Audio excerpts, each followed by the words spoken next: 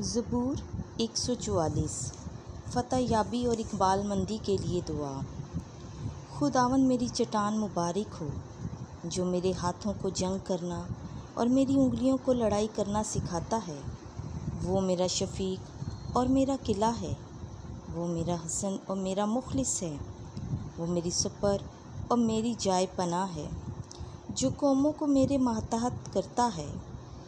اے خداوند، انسان کیا ہے کہ تو اسے یاد فرمائے، اور آدم ذات کیا ہے کہ تو اس کا خیال کرے۔ انسان آگ کی مانند ہے، اس کے ایام گزرے ہوئے سائے کی مانند ہیں۔ اے خداوند، افلاک کو جھکا اور اتر آ، پہاڑوں کو چھو تو ان سے دھواں اٹھے گا۔ بجلیاں گرا اور انہیں پرگندہ کر، اپنے تیر چلا اور انہیں گھبرا دے۔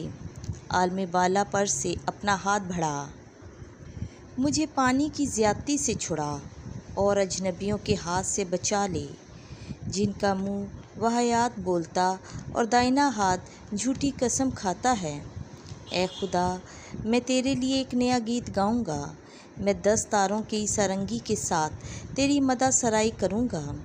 تو جو بادشاہوں کو فتح بخشتا ہے اور جس نے اپنے بندے داؤد کو چھڑایا ہے، مجھے بری تلوار سے چھڑا اور اجنبیوں کے ہاتھ سے مجھے بچا لے، جن کا منہ واہیات بولتا اور دائیں ہاتھ جھوٹی قسم کھاتا ہے۔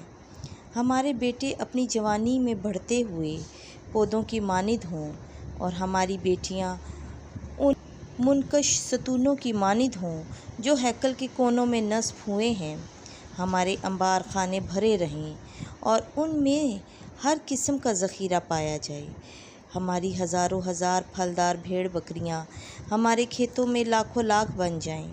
ہمارے بیل خوب لدے ہوں، فصلوں میں شگاف نہ ہو اور نہ اسیری ہی ہو، اور ہمارے کوچوں میں چلاہٹ کی آواز نہ ہو۔